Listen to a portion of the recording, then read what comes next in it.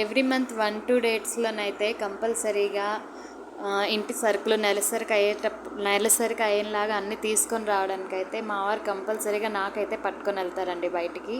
మేమైతే ఇదిగో క్వార్టర్స్ నుంచి ఇలా అవుట్ అయితే అవుతున్నాం. ఇదంతా బౌండరీ అనమాట. అంటే అటువైపు నేవీ వాళ్ళ క్వార్టర్స్ ఉంది, ఇటువైపు మాది. ఈ 2 క్వార్టర్స్కి హోమ్ అంతే, అదే మిడిల్లో వాల్ అనమాట, అది బౌండరీ వాల్. ఇక్కడ మా ఇంటికి చాలా దగ్గరలో డౌన్ దిగిన వెంటనే ఎదురయ్యేది బైనా బీచ్. ఈ బైనా బీచ్ అన్నది సౌత్ గోవాకి చాలా ఫేమస్ అండ్ స్పెషల్ బీచ్. ఇక్కడికి కూడా చాలా ఇప్పుడు నవంబర్, డిసెంబర్, జనవరి, ఫిబ్రవరి వరకు ఇంచుమించు ఎక్కువగా ఫారినర్స్ అయితే ఇక్కడ మనకి కనిపిస్తూ ఉంటారు. అదంతా గోవా టౌన్, అదే ఊరండి. చూడండి ఎంత నీట్గా ఉందో. గోవా అట్మాస్ఫియర్ అంటేనే కొబ్బరి చెట్లు ఇన్ని ఉంటాయి, కానీ ఇక్కడ కొబ్బరి మాత్రం ఏం తక్కువ రేట్ కాదండి, చాలా ఎక్కువ. అంటే ఒక్కొక్క కొబ్బరికాయ ఏం లేదనని 50-60 పడుతుంది. ఇదే బైనా బీచ్ తాలూకా గెస్ట్ హౌస్ అనమాట, రవీంద్ర భవన్. ఇదైతే చాలా బాగుంటుందండి. ఇక్కడ ఆ గోవాలో చూసుకుంటే అపార్ట్మెంట్స్ కూడా చాలా ఎక్కువ ఉంటాయి. గోవాలో లివింగ్ కాస్ట్ కూడా చాలా ఎక్కువే నాకు తెలిసి. ఇంకోటి ఏంటంటే గోవా నేను వచ్చి అయితే 3 months అవుతుంది. ఈ 3 monthsలో ఎలా అయినా గోవా అన్నది చూపించాలి మీ అందరిది అన్నది నాకు ఒక డ్రీమ్ అనమాట. అంటే మనం ఎక్కడుంటే అక్కడ ఏరియా చూపించడం ఎవరికైనా హ్యాపీ. అక్కడ కనిపిస్తున్నాయి చూడండి, అవైతే నేవీ క్వార్టర్స్ అండి.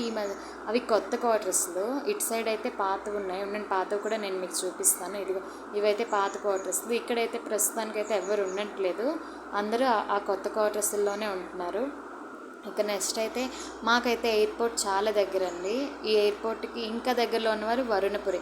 ఈ వరుణపురిలో ఏమవుతుంది, ఆ లోపలైతే నేవీ వాళ్ళే ఉంటారండి. అక్కడ క్యాంటీన్ మాత్రం చాలా బాగుంటుంది.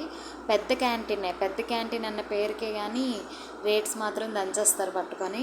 ఇదైతే ఫ్లైఓవర్ దగ్గరికి అయితే వచ్చాం. మనమైతే గోవా ఇంటర్నేషనల్ ఎయిర్పోర్ట్ దగ్గరికి అయితే వచ్చేసాం. మా హౌస్ నుంచి ఎయిర్పోర్ట్ చూసుకుంటే పెద్ద దూరం ఏం కాదండి, జస్ట్ 3 kilometers.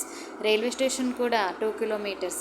ఇదిగో గోవా ఇంటర్నేషనల్ ఎయిర్పోర్ట్ అనమాట. ఈ Goa international airport north Goa వాళ్ళు వచ్చినన్నా, సౌత్ గోవా వాళ్ళు వచ్చినన్నా కంపల్సరీగా ఇక్కడే దిగుతారు. అంటే ఒకవేళ వాళ్ళు నార్త్ పణజీ వెళ్ళాలనుకున్నా ఇక్కడ సౌత్ గోవాలోనే దిగి నార్త్ గోవా వెళ్తారు. ఇవన్నీ అయితే ఎయిర్పోర్ట్ దగ్గరలో షాప్స్ అయితే ఉంటాయి కదా, ఎయిర్పోర్ట్ దగ్గరలో షాప్స్ అండి ఇవన్నీ. అన్నీ కొద్దిగా బ్రాండెడ్ షాప్సే ఉంటాయి. ఫస్ట్ క్రై అలాంటివి అన్నీ ఉంటాయి. కానీ ఇక్కడికి అయితే అంత పెద్దగా అయితే జనాలు అయితే ఎవరు ఇక్కడికి రారు. నేను వచ్చిన పర్పస్ ఏంటంటే ఇక్కడ జేవి శెట్టి మెగా మార్ట్ అని ఒక మార్ట్ ఉంది.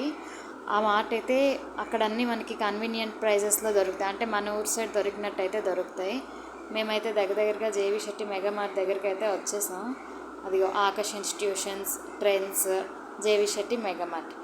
నేను ఏమేమి తీసుకున్నాను, ఏమేమి పర్చేస్ చేశాను, ఎంతకి ఇంటికి వెళ్ళాం, నైట్ వ్యూ అయితే గోవా ఎలా ఉంటుంది అన్నది నేను నెక్స్ట్ వ్లాగ్లో చెప్తానండి. Bye bye.